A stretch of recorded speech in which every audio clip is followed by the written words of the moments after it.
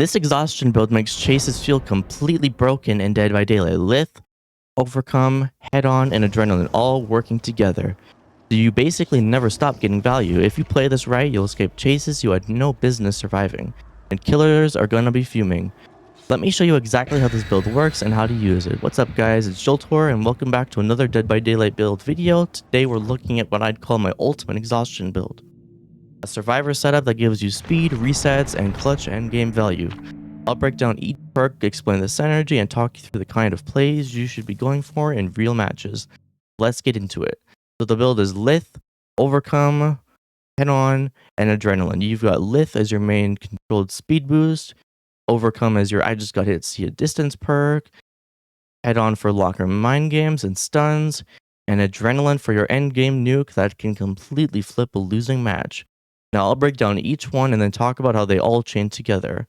First up, Lith. Lith gives you a big speed boost after you perform a rushed vault over a window or pallet. You get 3 seconds of extra movement speed.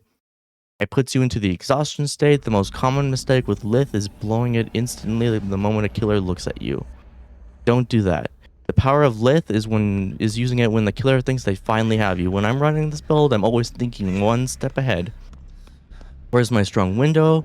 Where's my safe pallet?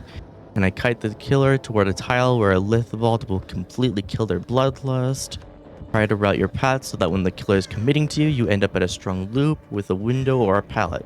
You can fast vault. Then you Lith out of there and force them to restart the chase from scratch. Next, Overcome. Overcome activates when you get injured. Normally, when you get hit, you get a a small burst of speed for a second. Overcome extends that speed, so you keep running faster for longer after the hit.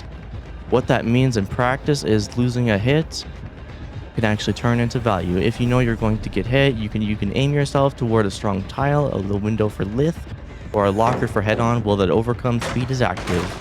The combo you want to think about is take a hit, Overcome gives you big distance, you can use that distance to reach a strong loop or a locker setup. Then Lith or Head On finishes the play. Instead of panicking when you know you're about to be injured, use Overcome intentionally. Plan where that hit sends you. Now let's talk about Head On, the spice of this build.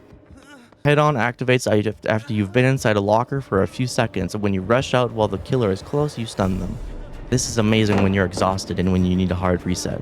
The secret to Head On is not just camping lockers, it's about pathing your chase so killers are part of your escape route.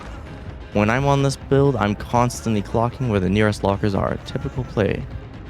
Sorry, let me rephrase that. You take a hit and Overcome activates. You sprint toward a locker, you duck him just out of line for sight. The killer follows the scratch marks, you fully ready Head On. And as soon as they check or walk past, you slam them with the stun and run again. This pairs so well with Lith and Overcome because both perks work well. They help you reach that locker safely. Once you hit the stun, the killer loses a ton of time and you're already repositioning for the next tile. Finally, Adrenaline. When the last generator is completed, Adrenaline helps you. Instantly heals 1 health state and gives you a 5-second sprint burst. This perk is disgusting in endgame, especially if you've been tunneled or injured the whole time. With this build, Adrenaline is your emergency button. When you're injured, common scenario, you're injured, maybe exhausted, maybe mid-chase. Last gen pops, suddenly your health, you get a huge burst of speed and the killer's entire plan collapses. If you know your team is about to finish that final generator, you can intentionally stay injured.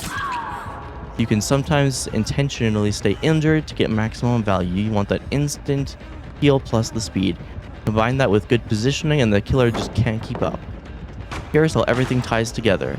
Think of it like layers. Overcome turns bad hits into distance, Lith turns good tiles into escape routes, Head On turns lockers into weapons and hard resets, Adrenaline turns the bad game into a fresh second chance. Example sequence.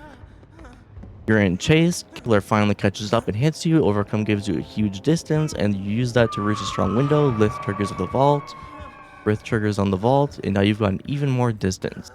You rotate that distance into a locker setup, killer bloodlust through the tile, follows your scratch marks to the locker, you Head On stun them, and by the time they recover, the last gen pops, and Adrenaline heals you, and blasts you away again. That's why this build feels unfair to killers. Every step of the chase, you've got something that either gives you distance or completely resets the situation. So that's the ultimate exhaustion build: Lith, Overcome, Head On, and Adrenaline. Try this setup in your next few matches and pay attention to your positioning. Don't just rely on the perks. Route your chases through windows, pallets, and lockers. So you can actually use all this value. If you found this helpful, hit like and subscribe for the channel. To the channel, for more Dead by Daylight builds.